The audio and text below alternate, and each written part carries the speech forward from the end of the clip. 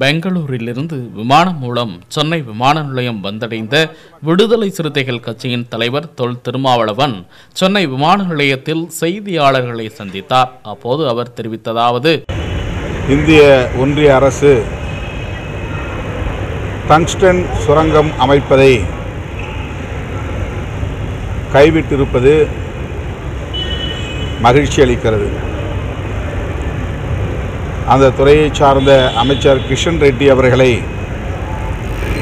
விடுதலை சிறுத்தைகள் கட்சியின் சார்பில் நேரில் சந்தித்து முறையிட்ட போது மக்களின் உணர்வுகளுக்கு எதிராக நாங்கள் எந்த நிலைப்பாட்டையும் எடுக்க மாட்டோம், குறிப்பாக தமிழ்நாடு அரசின் ஒப்புதலின்றி எந்த வேலையையும் செய்ய மாட்டோம் என்ற உறுதியை தந்தார். அதன் அடிப்படையிலே இன்றைக்கு அவர் அதிகாரபூர்வமாக இந்த அறிவிப்பை வெளியிட்டிருப்பது மகிழ்ச்சி அளிக்கிறது. அவருக்கு விடுதலை சிறுத்தைகள் கட்சியின் சார்பில் எமது நெஞ்சார்ந்த நன்றியை உரித்தாக்குகிறோம். தமிழ்நாட்டு மக்கள், குறிப்பாக மதுரை மேலூர் வட்டாரத்து மக்கள் தொடர்ந்து நடத்திய போராட்டத்திற்கு கிடைத்த மகத்தான வெற்றி, அனைத்து கட்சியினரும் தமிழ்நாடு அரசும் இணைந்து கொடுத்த அழுத்தத்திற்கு கிடைத்திருக்கிற வெற்றி மிக்க மகிழ்ச்சி. தமிழக அரசு இதில் தனி தீர்மானம் நிறைவேற்றினாங்க. ஆனால் தமிழக அரசினுடைய அழுத்தம் காரணமாக மத்திய அரசு இந்த ஏலத்தை ரத்து செய்யலை. இது இரட்டை வேடம் திமுக போட்டதுன்னு எதிர்கட்சி தலைவர் விமர்சிக்கிறார். இந்த வெற்றியை யார் உரிமை கோருவது என்பது அல்ல பிரச்சனை. அந்த பகுதி மக்களின் வலுவான கோரிக்கை இது. இந்த கோரிக்கைக்கு சட்டமன்றத்தில் தமிழ்நாடு அரசு தீர்மானம் நிறைவேற்றியது என்பது அனைவரும் அறிந்த உண்மை, நாடறிந்த உண்மை. எனவே இதை விவாத பொருளாக ஆக்க வேண்டிய தேவையில்லை. ஒட்டுமொத்தத்தில் மக்களுக்கு கிடைத்த வெற்றி.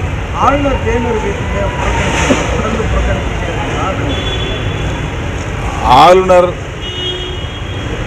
குடியரசு நாளன்று வழக்கமாக தேநீர் விருந்துக்கு அழைப்பது உண்டு, யார் ஆளுநராக இருந்தாலும். ஆளுநரின் இந்த அழைப்புக்கு நாம் மரியாதை கொடுக்க கடமைப்பட்டிருக்கிறோம். ஆனால் இப்போது பொறுப்பிலே இருக்கிற ஆளுநர் RN ரவி அவர்கள் தமிழ்நாட்டு மக்களின் உணர்வுகளுக்கு மதிப்பளிக்கக்கூடியவராக இல்லை, தமிழ்நாட்டு மக்களின் கலாச்சாரத்தையும் மதிக்கக்கூடியவராக இல்லை. அவர் ஏற்கனவே உள்வாங்கிக் கொண்ட கருத்தியலுக்கும் அவர்களுடைய செயல் திட்டத்திற்கும் ஏற்ப செயல்பட்டு வருகிறார். சட்டப்பேரவையில் தமிழ்த்தாய் வாழ்த்து பாடிய நிலையில் அவையை அவமதித்துவிட்டு வெளியேறினார். அப்படிப்பட்ட ஆளுநர் அழைக்கக்கூடிய விருந்துக்கு விடுதலை சிறுத்தைகள் பங்கேற்பதில்லை என்ற முடிவை எடுத்திருக்கிறோம். ஒவ்வொரு முறையும் அவ்வாறு நாங்கள் புறக்கணித்து வருகிறோம், இப்போதும் புறக்கணிக்கிறோம்.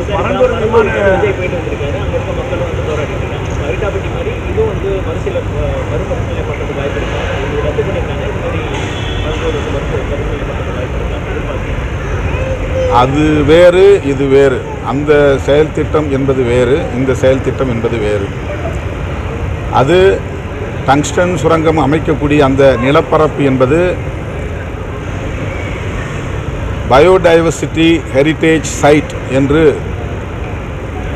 பல உயிர்கள் வாழும் ஒரு வனம், பல்லுயிர் பெருக்க பகுதி, தமிழ்நாடு அரசால் அறிவிக்கப்பட்டிருக்கிற ஒரு பகுதி. அங்கே சுரங்கம் தோண்டுவது ஏற்புடையதல்ல என்கிற அடிப்படையில் இந்த நிலைப்பாடு எடுக்கப்பட்டிருக்கிறது. பரந்தூர் விமான நிலையம் தொடர்பாக மக்கள் விடுத்துள்ள கோரிக்கை, விவசாயம் பாதிக்கப்படக்கூடாது, காலம் காலமாக அந்த பகுதியிலே வசித்து வரக்கூடிய மக்கள் புலம்பெயர்வது அவர்களுடைய எதிர்காலத்தை பாதிக்கச் செய்யும். ஆகவே எங்கள் கிராமங்களை அப்புறப்படுத்தக்கூடாது, எங்கள் விவசாய நிலங்களை அழிக்கக்கூடாது என்கிற அடிப்படையில் கோரிக்கை வைத்திருக்கிறார்கள். 2 கோரிக்கையும் வேறு வேறானவை.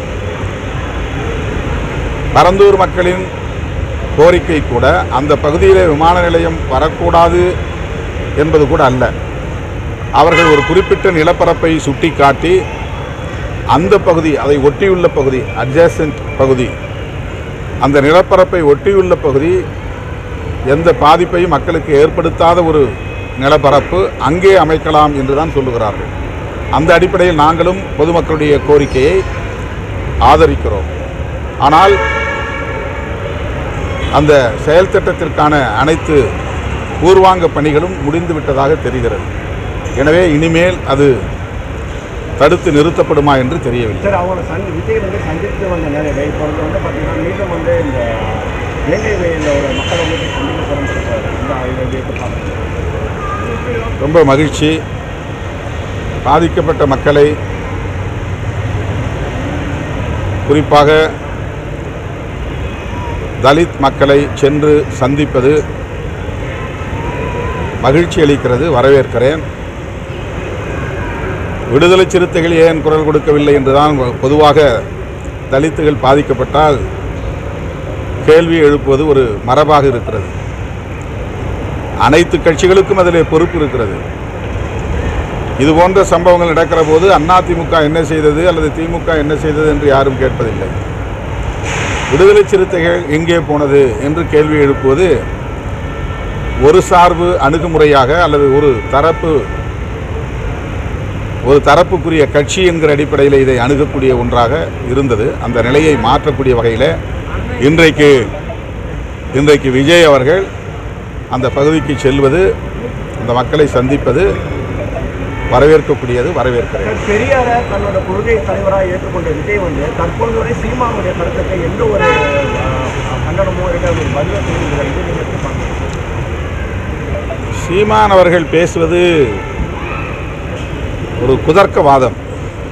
அந்த குதர்க்கவாதத்திற்கு யாரும் ரெஸ்பான்ஸ் செய்ய முடியாது, பதிலே சொல்ல முடியாது, கேள்வியை எழுப்ப முடியாது. அவருடைய இந்த கருத்து என்பது வெறும் கவன ஈர்ப்புக்கானதாக இருக்கிறது. தன்னை பற்றியே எல்லோரும் பேச வேண்டும் என்பதாக இருக்கிறது. சனாதன கும்பலின் செயல் திட்டத்திற்கு இவர் பாதை அமைத்து கொடுப்பதாக அமைகிறது. வேண்டுமென்றே திட்டமிட்டே எல்லாம் தெரிந்தே சனாதனிகளுக்கு தமிழ் மண்ணில் அரசியல் செய்வதற்கான அடித்தளத்தை அமைத்து தருகிறார். இவர் போடுகிற பாதை இவர் பயணம் செய்வதற்கு பயன்படாது, சனாதன கும்பலுக்குத்தான் பயன்படும். அதை அவர் அறிந்து செய்கிறாரா அறியாமல் செய்கிறாரா என்று தெரியவில்லை. அவர் தமிழ் தேசியம் பேசுவதில் யாருக்கும் முரண்பாடு இல்லை. ஆனால் அவர் அடிமடியிலே கை வைக்கிறார். தனிமனித ஒழுக்கத்தை பற்றியெல்லாம் பேசுவது அரசியல் நாகரிகம் இல்லை. தந்தை பெரியாருடைய தியாகம் ஒப்புயர்வற்றது. பிரபாகரன் அவர்களை நான் சென்னையிலும் சந்தித்திருக்கிறேன், வன்னியிலும் ஒரு முறை அல்ல இருமுறை சந்தித்திருக்கிறேன். சில நிமிடங்கள் அல்ல மணிக்கணக்கில் அவரோடு தனிமையில் அமர்ந்து நான் பேசியிருக்கிறேன். தமிழ்நாட்டு அரசியலை விரிவாக என்னோடு அவர் கலந்துரையாடி இருக்கிறார். ஒருபோதும் அவர் பெரியாரை பற்றியோ திராவிட இயக்கங்களை பற்றியோ குறை சொன்னதில்லை. இந்திய அரசை கூட நாம் விமர்சிப்பது போல் அவர் விமர்சித்ததில்லை. இந்திய அரசின் துணை இல்லாமல் தமிழீழத்தை வென்றெடுக்க முடியாது என்பதில் புலிகளுக்கு ஒரு தெளிவு இருந்தது, புரிதல் இருந்தது. அண்ணன் பிரபாகரன் அவரிடத்திலும் அந்த தெளிவு இருந்தது, அதிலே உறுதி இருந்தது. ஆனால் சீமான் அவர்கள் பேசுவது மேதகு பிரபாகரன் அவர்களையே இழிவுபடுத்துவது போல் இருக்கிறது. ஆகவே அவர் குதர்க்கவாதத்தை முன்வைக்கிற போது அதற்கு யாரும் பதில் சொல்ல முடியாது.